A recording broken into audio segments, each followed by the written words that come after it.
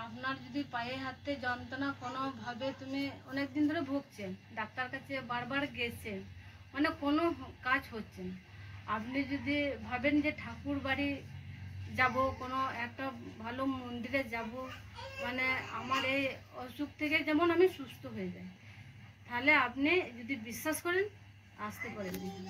বিভিন্ন রকম ওষুধ দেওয়া হয় এখানে। আমি এখানে বিভিন্ন রকম ওষুধ দিই, যেমন ধরো অর্শ, কোনো মির্গি চাকা যাদের থাকে, যাদের সাদা সেরাপ থাকে, লাল পদ্ম থাকে, বেটা ছেলের যেমন একাশিরে হয়, সেরকম মানে বিভিন্ন রকম ওষুধ দেওয়া হয় এখানে।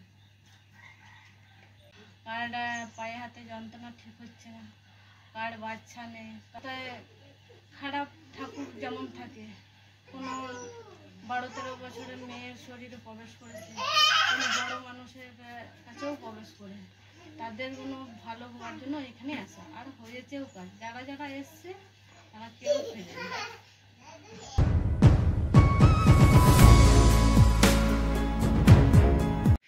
বন্ধুরা, আবারও চলে আসলাম একটি ঠাকুর বাড়িতে। এখানে কি কি কাজ হয় সব তোমরা মায়ের কাছ থেকে শুনবে এবং কিভাবে আসবে সমস্ত ইনফরমেশান পেয়ে যাবে এই ভিডিওটি থেকে। তাই তোমরা এই ভিডিওটি প্রথম থেকে শেষ অবধি দেখতে থাকো, কোনো পার্ট স্কিপ করবে না। তো ভিডিওটি দেখতে থাকো। বন্ধুরা, মায়ের বাড়িতে একটি শিবলিঙ্গ আছে, আবার এটি হচ্ছে বেদি। বিশেষ সময়ে এখানে কিন্তু শিবের বেশ ভালোভাবে জাঁকজমকপূর্ণভাবে এখানে শিবের আরাধনা করা হয়। আর এখানে জবা ফুলও আছেন। আর অর্চনা মা বর্তমানে উনি খুব পুজো করছেন, তো ইনি হচ্ছেন অর্চনা মা। ইনি খুব পুজোয় বসেছেন। পুজোর পরে আমি এনার কাছ থেকে জেনে নেব এখানে কি কি কাজ হয় এবং তোমরা আসলে কখন আসবে। অর্চনা মুর্মু।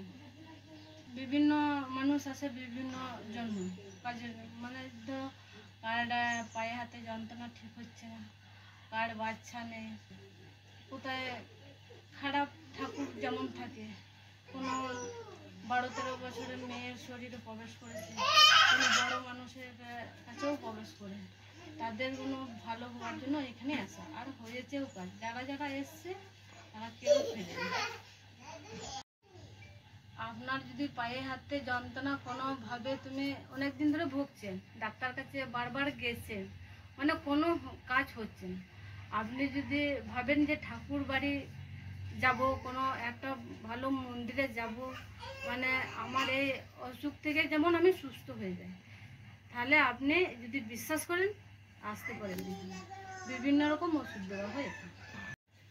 আমি এখানে বিভিন্ন রকম ওষুধ দিই, যেমন ধরো অর্শ, কোনো মির্গি চাকা যাদের থাকে, যাদের সাদা সেরাপ থাকে, লাল পদ্ম থাকে, বেটা ছেলের যেমন একাশিরে হয়, সেরকম মানে বিভিন্ন রকম ওষুধ দেওয়া হয় এখানে। এখানে ধরো আপনাকে বান মারা দেওয়া হয়েছে, কোনো চালন করা হয়েছে, চালন করা যদি হয়ে থাকে তাহলে অবশ্যই এখানে বিষতলা হয়, বান মারা হলে অবশ্যই সেই ওষুধও এখানে দেওয়া হয়। এখানে কোনো যদি বান মেরে থাকে তাহলে কাটাকাটি কাজ করা হয়, কাজ করে কাটাকাটি কাজ করেই ওষুধটা দেওয়া হয়।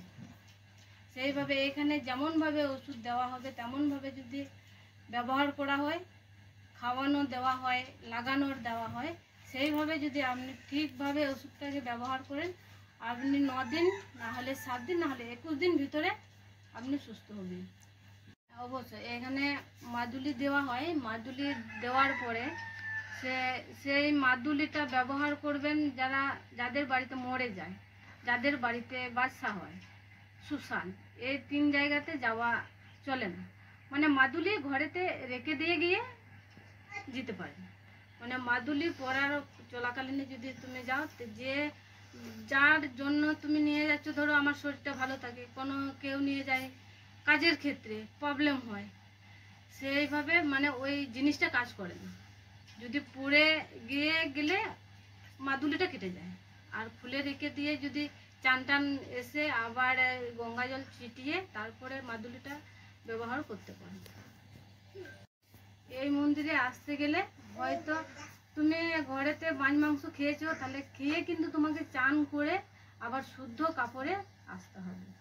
এখানে ভাত যদি নিরামিষ খাবারও খান, সেই কাপড়ে তুমি এখানে আসতে পারবে না, যদি বা আসেন মন্দিরের ভিতরে ঢুকতে পারবে না।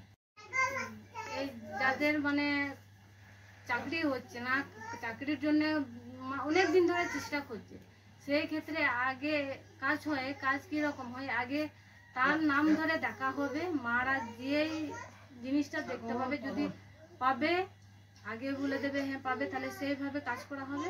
আর যদি যার কপালে চাকরি থাকবে না, সে মারাই বলে দেবে যে চাকরি হবে না, চেষ্টা করে মানে হবে, যাতে তাড়াতাড়ি যত সম্ভব তাড়াতাড়ি চাকরিটা পায়। এইভাবে ধরনের কাজ হয়।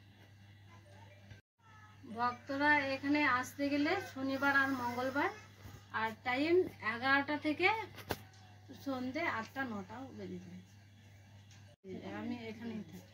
মানে ভক্ত যতক্ষণ থাকেন আমি থাকেন, আমি তো ততক্ষণ থাকেন। আচ্ছা, এটা পীরতলা থেকে, পীরতলা বর্ধমান থেকে যদি আসতে গেলে পীরতলায় নামতে হবে, আর গোবিন্দপুর হাট দিয়ে এদিকে যদি আসতে হলে পীরতলায় নামতে হবে। পীরতলা নেমে কান্টে বলে একটা গ্রাম নাম আছে, কান্টিয়াতে সব যদি বলে ওখানে যে কান্টিয়া ঠাকুর বাড়ি যাবো, ঠিক এখানে কিন্তু 3টে ঠাকুর বাড়ি।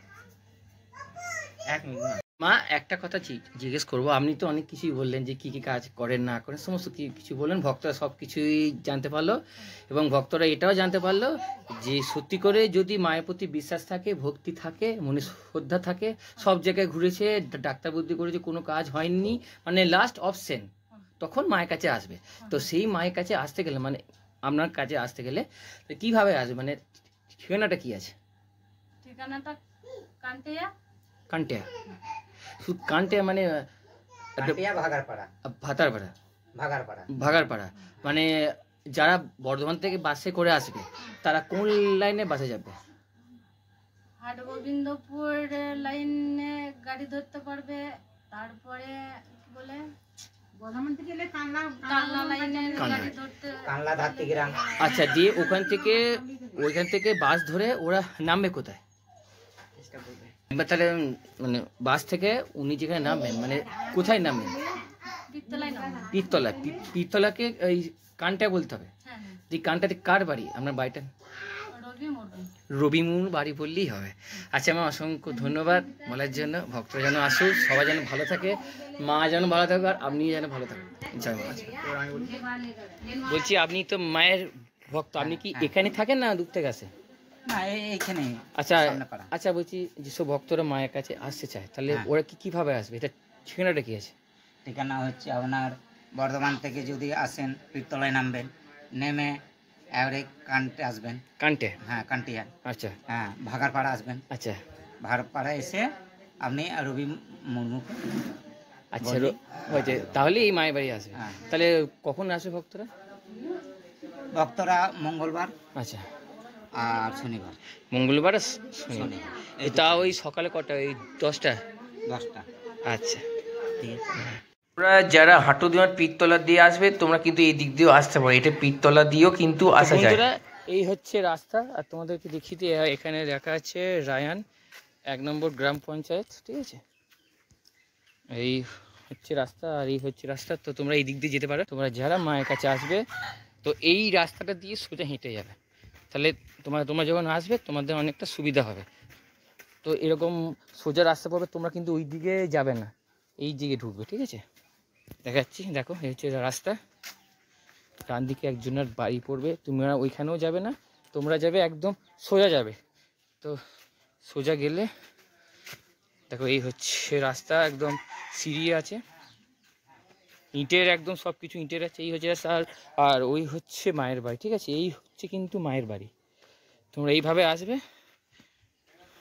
বন্ধুরা, এই ছিল আজকের ভিডিও। এই ভিডিওটি তোমাদের কেমন লেগেছে আমাকে কমেন্ট সেকশনে জানো। আর তোমরা যারা ভিডিওটি দেখছো, তোমরা ভিডিওটিকে জাস্ট এন্টারটেনমেন্ট হিসাবেই নাও, আমি বলবো। আর যদি মনে হয় যে মায়ের কাছে আসবো, নিজেকে দেখাবো, আসতে পারো।